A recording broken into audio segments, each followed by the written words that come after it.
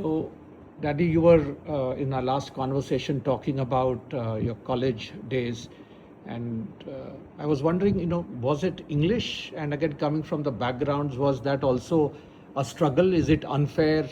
Is it a handicap for people who come from a different background to compete, understand?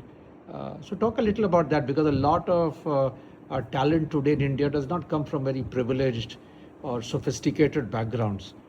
Uh, so, how was it in your days? I did have to make an effort to catch up with teaching in English because our lecturers mostly were talking to us, lecturing to us in Hindi.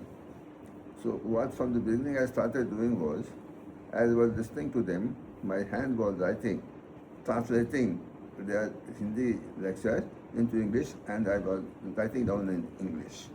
My, That, oh, that, wow. that helped me a lot.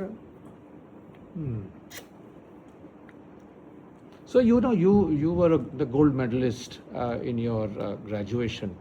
So how was that moment? Was that a moment where you thought you'd arrived?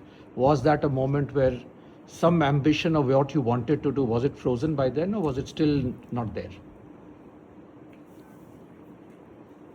I had got a good first division in intermediate also, which was there, for which I had got scholarship again of 50 rupees a month.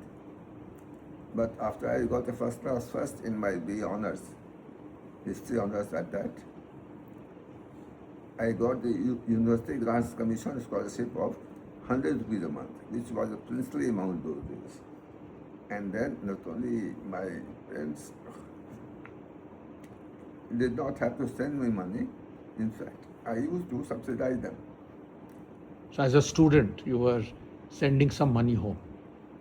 And apart from reading magazines and daily newspaper, actually I was not very aware of the avenues and how to get into the IAS and IPS. It was only 2-3 years later after I had graduated that I became more aware.